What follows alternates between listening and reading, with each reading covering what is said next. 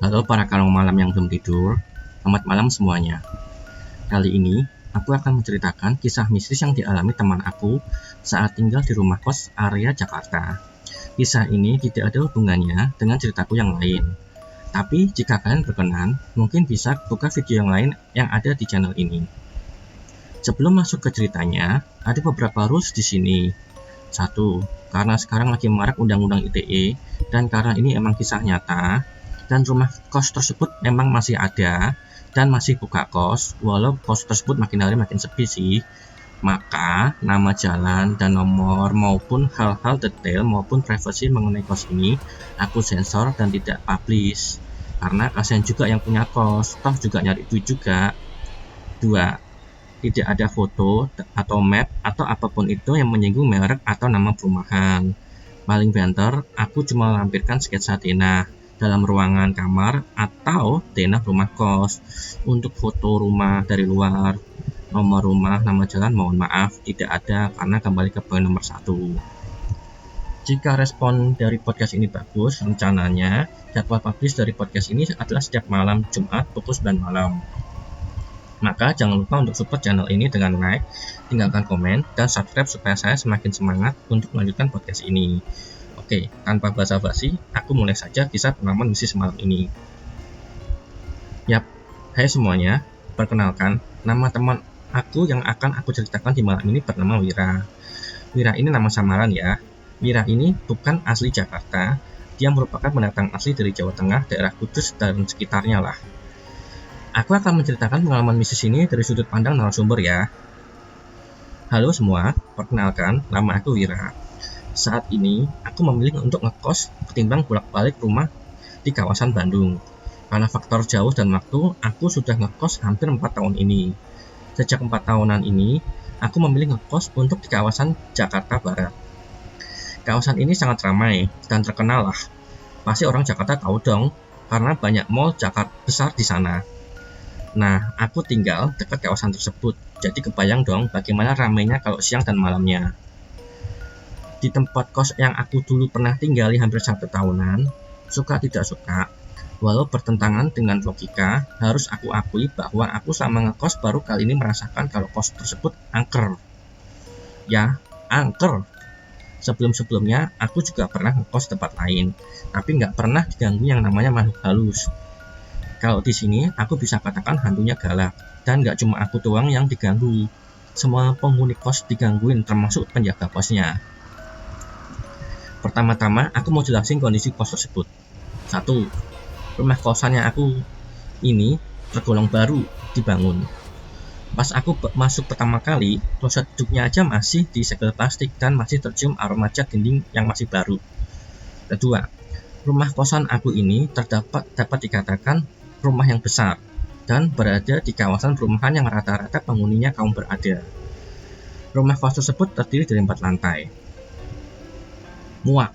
Ya, saat itu aku memutuskan untuk pindah kos lama. Aku saat itu ngekos di sebuah rumah model klasik Eropa yang mana oleh pemiliknya dijadikan rumah kos. Aku baru menempati kos tersebut selama 2 bulan dan aku sudah tidak betah. Aku memutuskan untuk pindah karena yang punya kos ternyata orangnya rese. Akhirnya aku pun survei keliling kawasan kali aja ada rumah kos yang cocok di hati dan dompet. Waktu itu aku hendak mencari kos campur. Kali aja bisa kenal sama cewek di kosan situ. Kan enak, kali aja bisa pacaran sama cewek satu kosan. Tapi emang ya, nyari kosan tuh ibarat nyari jodoh. Harus cek and recheck bibit bobot bebetnya. Susah banget. Hampir seminggu aku nyari, gak ada yang cocok. Tiba-tiba, saat aku survei, seolah mata aku diarahkan ke suatu rumah besar yang kelihatannya baru saja dibangun. Di pagarnya terpampang tulisan terima kos. Aku iseng aja, nyoba tanya. Ternyata aku disambut oleh mas penjaga kosnya. Aku masuk ke dalam dan lihat-lihat kondisi kosnya. Lihat kondisi ruang tamunya, ternyata peletakan furniturnya agak aneh. Nanti aku ceritakan deh keanehannya seperti apa. Aku lihat kamarnya, dan aku ditawarkan kamar di lantai 1, dan kamarnya tersebut memiliki kamar mandi dalam. Emang harus diakui, harga sewa kosnya lebih mahal dari kos sebelumnya. Namun aku mikirnya kenyamanan lebih utama ketimbang harga. Yang bikin aku shock saat itu adalah furniture dan AC masih baru, spring bednya juga masih empuk, merek tempat tidurnya kelihatannya mahal. Selain itu juga kamar mandinya masih baru pula. Segeralah tanpa pikir panjang aku iyain dan bayar TP.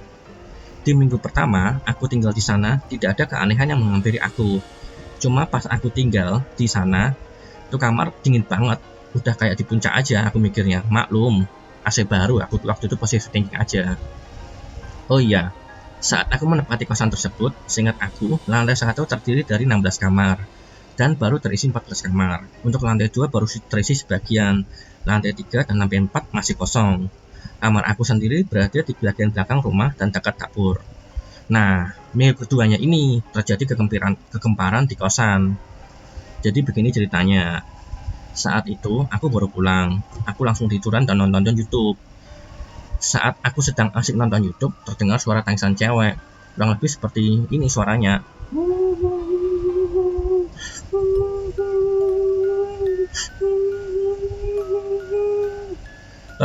Suaranya terdengar jelas tapi sayup-sayup. Aku kirain itu suara dari YouTube. Kala itu aku kan lagi dengerin lagu dari YouTube. Lagi-lagi terdengar suara tangisan. Kalau aku pun memfokuskan kuping aku saat itu. Menurut aku suara tersebut berasal dari dapur.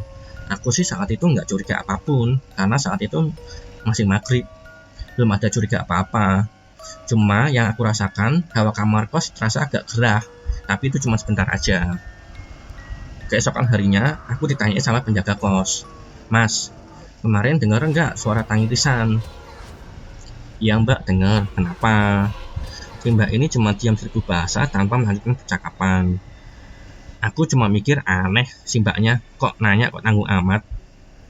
Terus aku dengar dari tetangga sebelah kamar, kalau sore kemarin, dia dengar suara tangisan. Dia mikirnya itu suara dari Mas dan istri penjaga kosnya lagi berantem. Terus si mbak kosnya nangis. Kata teman kos aku ini, malamnya jam 10-an gitu, terdengar suara tangisan. Kali ini suaranya terdengar lebih lama durasinya. Teman aku pun keluar dari kamar. Pikir dia mau nyamperin mbaknya karena dia masih berpikir kalau suara tangisan ini berasal dari suara mbak penjaga kos akibat berantem dengan suaminya. Ternyata nggak cuma penghuni kamar sebelah aja. Tetangga depan kamar aku juga dengar. Karena dengar suara teman aku ini. Sebut saja nama tetangga aku ini Doni dan tetangga depan kamarku ini bernama Dina. Mereka berdua keluar dari kamarnya. Si Dina juga ikutan keluar. Pas Doni Dina keluar dan mau nyamperin asal suara tangisan, menurut mereka ya, asal suara tangisan berasal dari dapur, yang notabene berasal sebelah kamar aku persis loh ini. Waktu mereka cek, ternyata kosong, gak ada siapa-siapa. Itu yang dilihat Doni dan Dina saat itu. Terus mereka memutuskan untuk balik ke kamar lagi.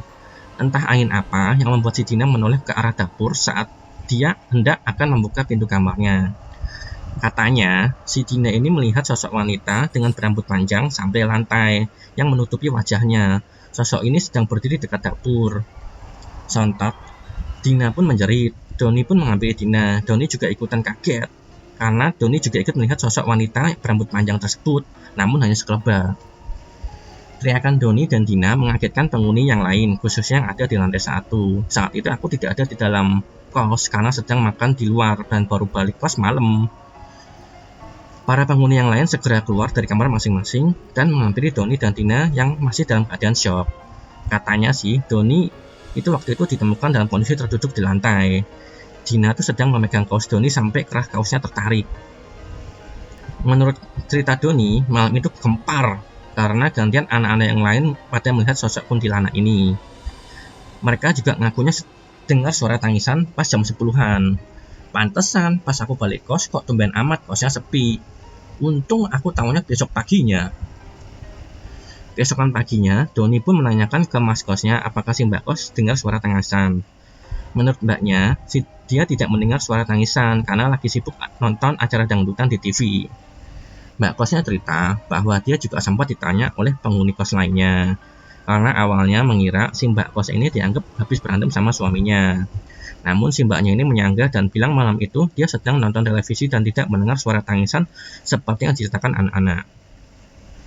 Tony pun cerita kejadian yang semalam dia alami ke mbaknya. Mbak penjaga kosnya pun hanya diam seribu bahasa seolah merahasiakan sesuatu. Kan aneh kan? Kok ngapain diumpet-umpetin gitu. Mau tahu kelanjutan ceritanya? Pantengin aja channel ini dan jangan lupa untuk klik like, share, leave comment, dan subscribe ya. Karena cerita ini masih bersambung terus dan berkelanjutan. Masih panjang episodenya. Ini baru permulaan aja.